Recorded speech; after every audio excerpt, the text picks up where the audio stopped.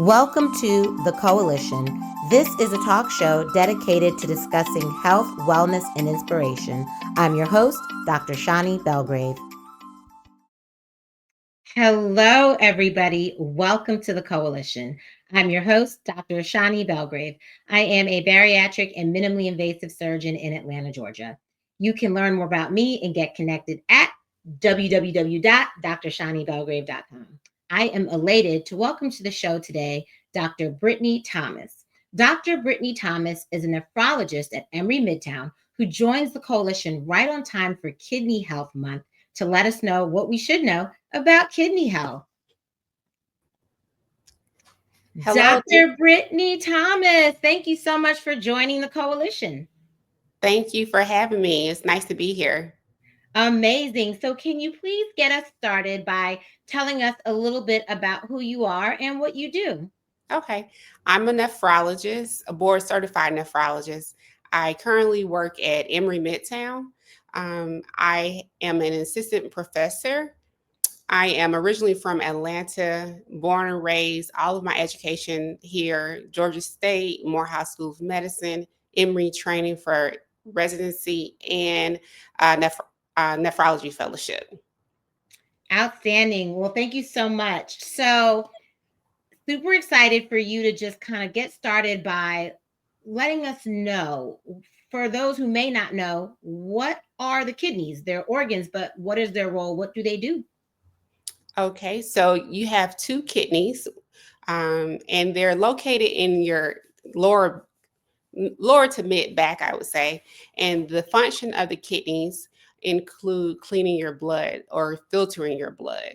That's the main function. Another function is regulating your blood pressure. So one sign of kidney disease is difficult to control blood pressure. The kidneys also regulate your fluid balance, and the kidneys produce urine, and that's how you remove fluid from your body is through is by urination. So the kidneys regulate your fluid balance. And another sign of kidney disease is swelling or shortness of breath. That would be a sign that you are retaining fluid in your lungs, or if you have swelling, you're retaining fluid in your legs or in your feet. The kidneys also produce a hormone called epoetin, and that's responsible for making your red blood cells. And finally, the kidneys are responsible for your bone metabolism. The kidneys regulate your calcium and your phosphorus, and it also aids in the production of vitamin D. One last important thing that the kidneys do, the kidneys regulate your electrolytes, such as your potassium and your sodium. So these are very important organs indeed. You had started to allude to some of the signs and symptoms of kidney disease. So can you kind of elaborate on how someone may know that they have an issue with their kidneys? Okay. I would say most of the time, kidney disease is silent. It's like high blood pressure. And the way that we know people have kidney disease is usually by checking lab work. But when there is severe kidney disease, patients may notice swelling in their legs, shortness of breath. You may see foamy urine. Usually, foamy urine indicates that there is protein in your urine. Patients may have blood in their urine, and that could be coming from the kidneys or the bladder. Um, if you have blood in your urine, that can also be a sign of kidney stones, and that's usually associated with pain. As kidney disease progresses and in the final stages, let's say someone approaching the need for dialysis, they may experience fatigue, nausea, or vomiting, um, loss of appetite. Food may taste funny. They may have some mental cloudiness. Those are signs of severe kidney disease. And I would also say when people have high phosphorus, they can develop itching, or if their toxin levels are too high, they can develop itching. You may notice when people are on dialysis or have severe kidney disease, especially in African Americans, their skin may become dark. And that's a common sign of kidney disease. Very interesting. Okay. And so you said that kidney disease is often silent until the later stages. What are some of the common causes of kidney dysfunction or some of the diseases that affect the kidney? Okay. Um, First, I would like to go over the definition of kidney disease. So, we have acute kidney injury when people's kidney acutely are injured, or there's an acute injury and the kidney function can reverse. And then you have chronic kidney disease, where there is a slow progression of kidney disease, or a slow decline in the kidney function. Um, and then when you have kidney disease, you have to say, why do you have kidney disease? So some of the common causes are diabetes and high blood pressure. Those are the two most common causes of kidney disease. Another cause is lupus and other autoimmune conditions such as IgA nephropathy. There are some genetic causes such as polycystic kidney disease, FSGS. Something that I'm seeing more often is obesity related kidney disease. So obesity in itself is a risk factor for kidney disease, and it can cause chronic kidney disease as well. What does I think the acronym was FSGS, what does that stand for? Focal segmental glomerular sclerosis. And there are many different causes for that condition. What can you tell us about polycystic kidney disease? That's the one that's familial, right? That is a genetic cause of kidney disease. And there are different inheritance patterns. So sometimes it's autosomal dominant, meaning that you can get it from one parent, or sometimes there's a recessive cause, meaning that both of your parents contributed to the disease. And sometimes there are de novo causes in which there's no family history of polycystic kidney disease. Okay. So, given how critical and vital the kidneys are to our health, what are some things that we can do to prevent kidney disease? Being that diabetes and high blood pressure are the two most common causes, the most important thing is having your diabetes and high blood pressure controlled. Okay. I would also say weight loss. The other thing that I recommend is avoidance of NSAIDs such as Motrin, Aleve, aspirin, high dose aspirin, goody powders, over the counter pain medicines. Um, Chronic use of NSAIDs can cause kidney disease. And what about some of the causes of acute kidney injury? For example, dehydration. What are some things that people really should know about that and how to address that if it comes up? Okay, so there are multiple causes of acute kidney injury. As you mentioned, dehydration can cause it. Um, I would say stay hydrated, but I do not say that often, because everyone is different. If I have a patient with heart failure, they should not stay hydrated. If I have a patient retaining fluid, they should not drink extra fluid. So that's going to be on a case by case basis.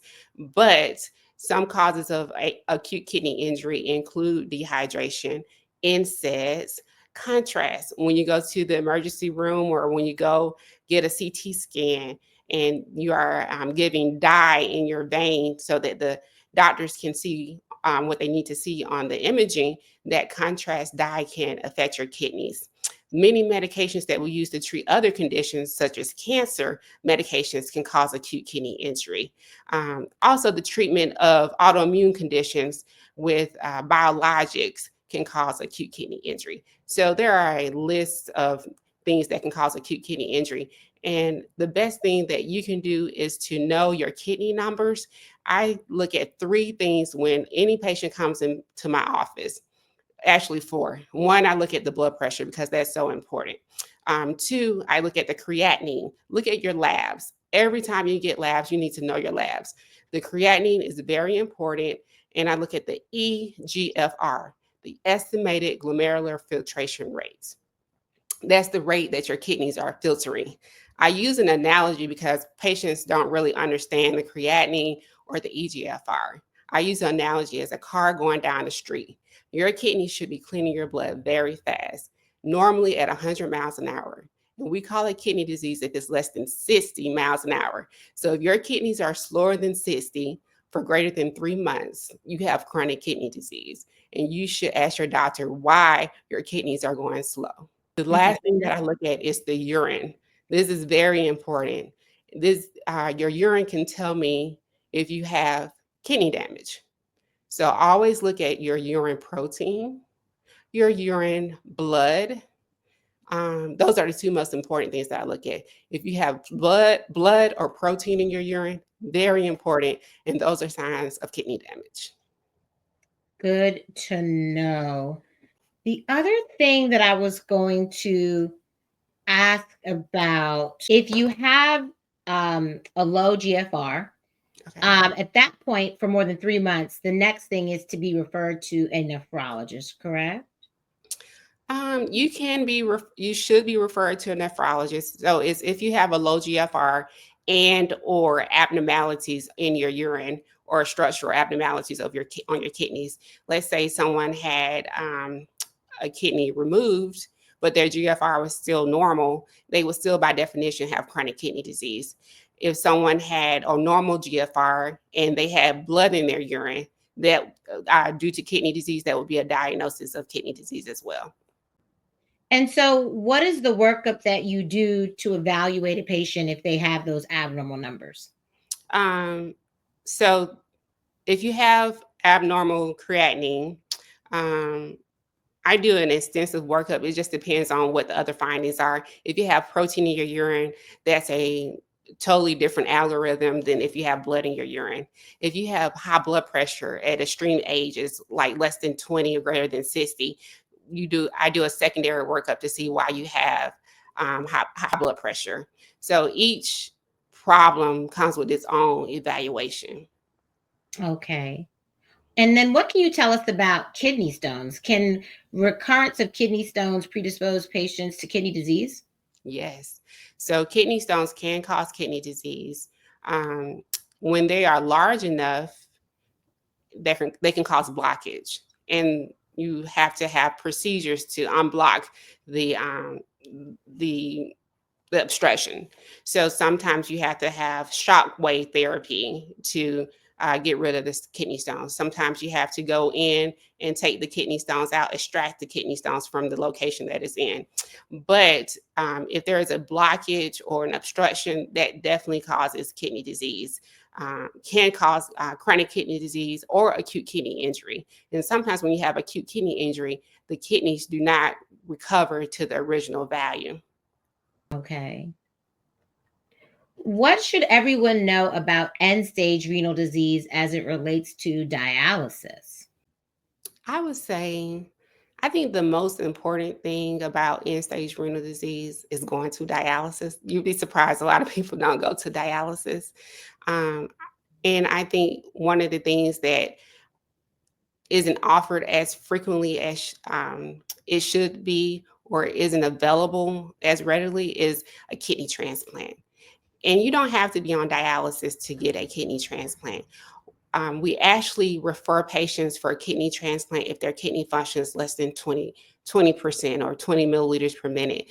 If you have chronic kidney disease stage 4 and the kidney function is less than 20, your nephrologist should be talking to you about transplant referral. That's called preemptive transplant. That's before you go on dialysis, and that's the gold standard.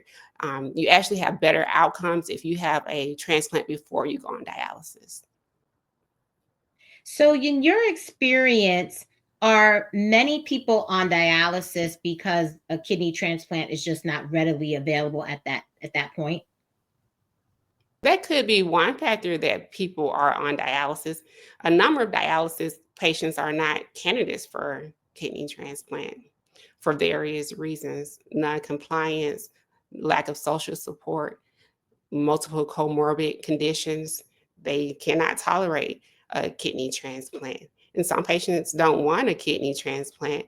But a major factor is lack of access to a allograft or a kidney in the first place. But we do need to do better in getting our patients kidney transplants. All righty. Well, Dr. Thomas, thank you so much for carving out some time to join the coalition. What would be your takeaway message? I know we've covered a lot on kidney disease and kidney health, but what would be your takeaway message for people watching? I would say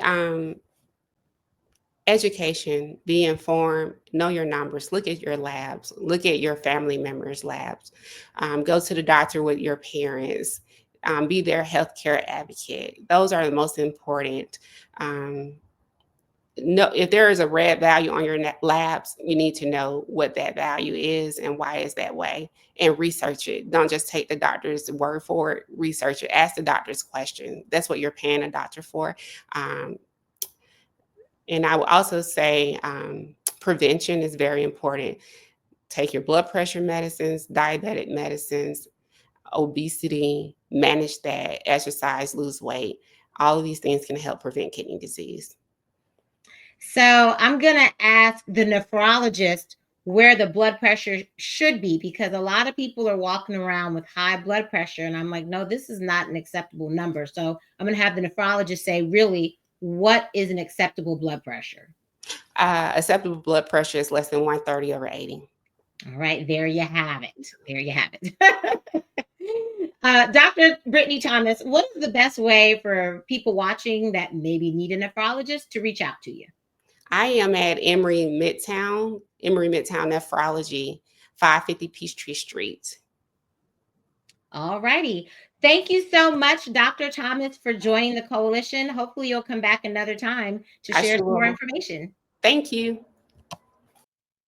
Well, everybody, thank you so much for tuning in to another impactful episode of the Coalition. I'm your host, Dr. Shani Belgrave. You can stay connected with me at www.drshanibelgrave.com. Very special thank you to Dr. Brittany Thomas, nephrologist at Emory Midtown.